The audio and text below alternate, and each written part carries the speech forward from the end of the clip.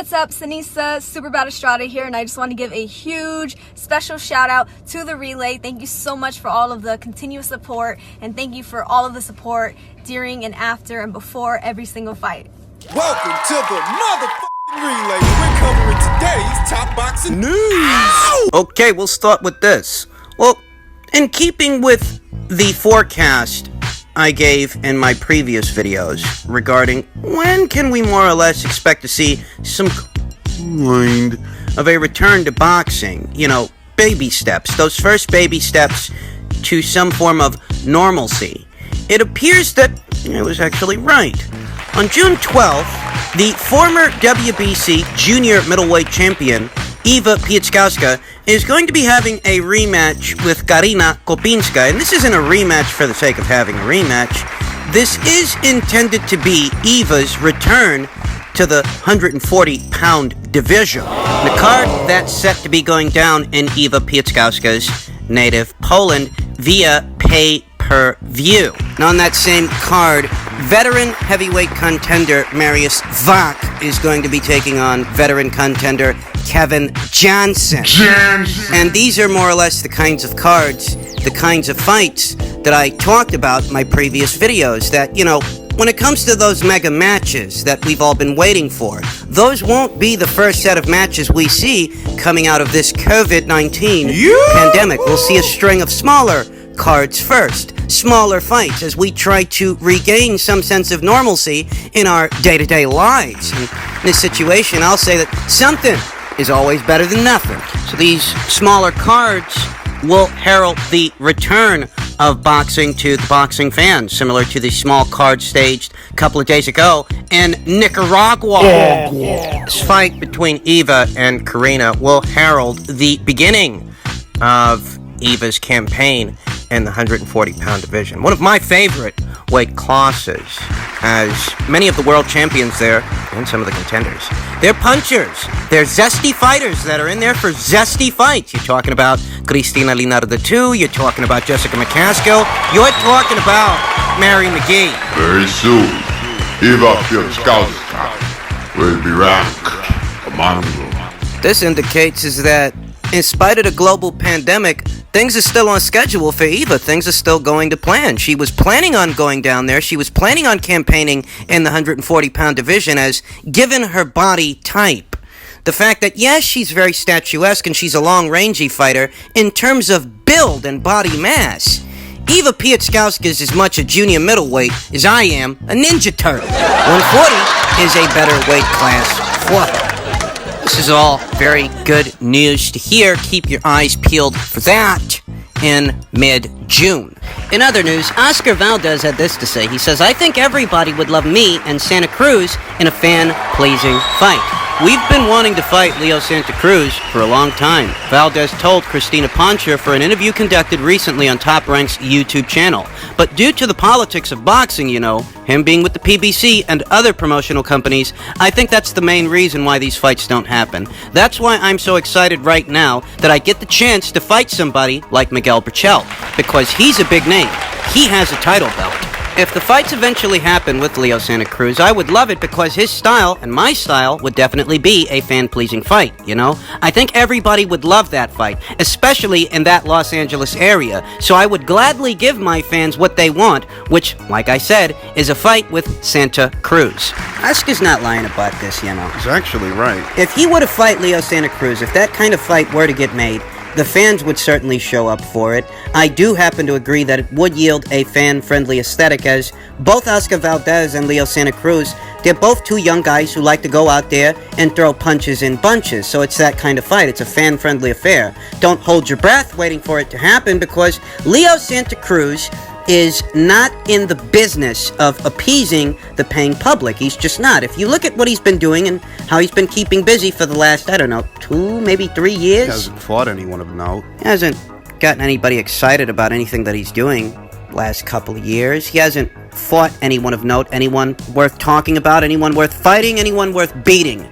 And the most that he's got going on right now are preliminary talks for a Gervonta Davis fight. thing about that fight is, well, Leo wants it at 130 pounds. Okay. The fight would be interesting at 130 pounds, but there's a question as to whether or not it'll be there, whether or not the fight will come off at all, since Gervonta Davis... Moved up. He's at 135. So can he still even make 130 pounds? I'll tell you something. If he can't make that weight comfortably, then that fight might not happen. It's pretty obvious why Leo Santa Cruz wants the fight to be at 130 pounds. It's because he just moved up from 126. What do you want the guy to do? Jump up 2 weight classes to 135? Is that it? So he can end up like Kell Brook? Huh? End up like Amir Khan? End up like Mikey Garcia? Huh? End up like Guillermo Rigondeaux? Is that what the angle is? Huh? Because this would obviously favor Gervonta Davis, whereas this wouldn't do any favors for Leo Santa Cruz. So it's pretty obvious why he's standing on that request, why he's making that demand that the fight happen at 130. Has to happen at 130, or... What?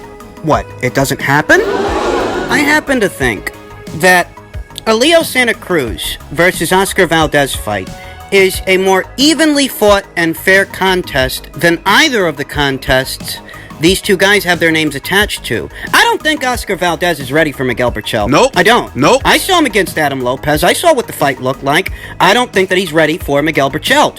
In turn, I don't think that Leo Santa Cruz potentially fighting Gervonta Davis, I don't think that should be the order of the day either. Gervonta Davis left the 130-pound division. These are the facts. Leo Santa Cruz has had all of one fight there so far. And a more even match for Leo really would be a fight against Oscar. But due to the politics of boxing, the politics that some people out there actually advocate for, boxing is divided, and the fans are deprived of certain fights that make a lot more sense than what's going on. I don't think Leo Santa Cruz versus Gervonta Davis makes a lot of sense right now. I don't. And while I think it's ambitious of Oscar to target someone like Miguel Berchelt, I think he's biting off more than he can chew. He ain't ready for that fight. But if it were Valdez versus Santa Cruz, whether it would have been at 126, where they both were world champions, Oscar holding the WBO title, Leo holding the WBA title, that would have made a lot more sense than what these guys have got on their itinerary. Here, at 130, the fight still makes sense, even now, because these are essentially two featherweights that just moved up, and both of them have one fight apiece at this weight. It makes more sense for them to fight each other than to take on a Davis, take on a Berchelt. But this is where it is, this is where it's at, and this is what's going on. I see this, and I think to myself, in all my wisdom, I says, why aren't these outfits that are essentially looking out for their own best interests? That's what they're doing, and that's why at least one of these outfits, likes to isolate themselves most of the time from everybody else. Why don't they just do package deals so that everyone benefits evenly from cross-promotional and cross-network fights? You don't know what I mean? I'll tell you what I mean. Maybe, instead of having Oscar bite off more than he can chew, fighting a Berchelt, Yeah. why don't you just say, okay, we'll send you Oscar to fight your guy, Leo Santa Cruz. Yeah. If you send us your guy, Gary Russell Jr., to fight our guy, Shakur Stevenson. Something like that. I mean, that kind of a situation to where there's a pair of fights and it's an even trade for the aforementioned parties, both of the aforementioned parties, to where it's a cross-promotional, cross-network fight that both outfits and both networks are benefiting from, because this kind of a layout, this kind of a situation, in truth, it's not actually creating the most exciting situations and the most evenly fought contests for the fighters and for the fans. I'm not interested in seeing Leo Santa Cruz versus Gervonta Davis. I'd be more interested in Leo Santa Cruz versus Oscar Valdez. The same applies to the guys down there at 126.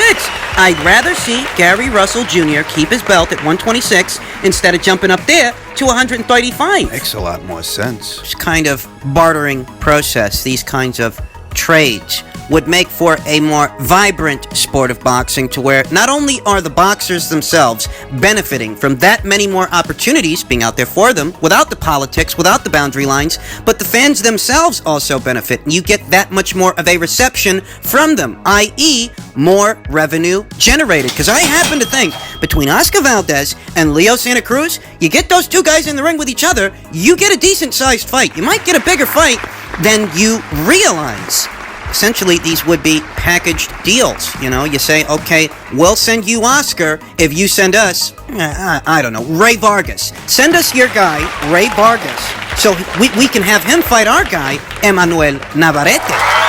Yet another fight that could be a potentially sizable event, as it does involve two Mexican champions. I mean, in an ideal world, this would be the way that the sport of boxing operates, to where, okay, you've got to look out for your best interests, and I understand that, but I have to look out for mine as well. And we'll cover those bases by making an even trade of one of my fighters versus one of your fighters. You send us one of yours, we'll send you one of ours, and we'll both get to stage some interesting fights, some sizable events, without any hindrances, without any politics. More money, more fights, more opportunities for everyone.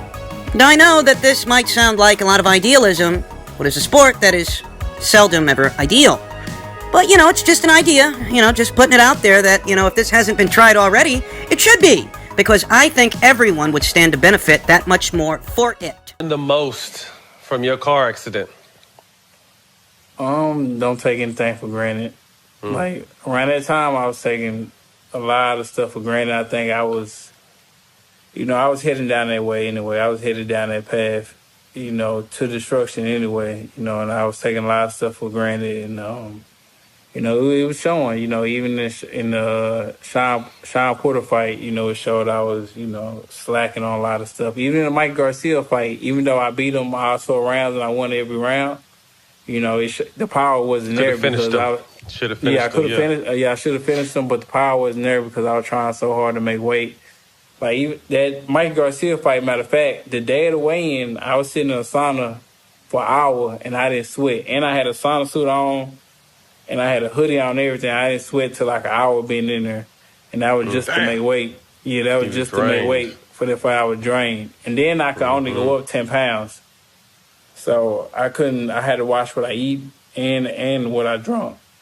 So, you know, I was already headed to that destruction. I think, you know, that car accident was eye-opening for me. Like, I'm like, yo, you tripping right now. Get back on your stuff. You know, you say you do it for your family. You say you want to be great. You say you want to be a legend. You know, get back on your A game. So, you know, it was just, you know, I think it was a blessing I got into that accident, and you know, put a lot of things in perspective that I didn't put in perspective at first because I was just so on the high. That, you know, I was floating. I was floating, so to say. So, you know, it put me down, knocked me down. We have the unified welterweight champion, Errol Spence, admitting to the error of his ways. The error of his ways that led him to underperform in his last 2 outings, his last 2 fights, the fight with Mikey Garcia and the fight with Sean Porter. And Errol here is basically confirming what I've been telling you all along, that for a fighter like Errol Spence, winning a points decision against a Mikey Garcia under those circumstances, that simply won't do.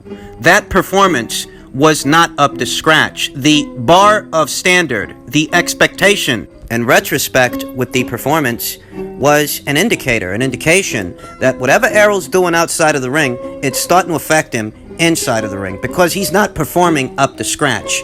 You had a lot of people rushing to the defense of Errol Spence after those 2 fights, in denial of what they saw. But here we have Errol Spence admitting to what I've been telling you all along. Yeah. You know, these kinds of people, you can have 10, 20, 30 of these kinds of people around you telling you everything you want to hear. And they're telling you everything that you want to hear, and that gives you a false sense of security. Because they're telling you what you want to hear, but not what you need to hear. That you are expected to do better. You know, after that Mikey Garcia fight, you had a lot of people oohing and eyeing that Errol Spence won a 12-round decision against a blown-up lightweight with no experience in a welterweight division. And making no light that a blown-up lightweight with no experience at 147 pounds just went the distance with what's supposed to be a very big welterweight for the division and a sizable puncher.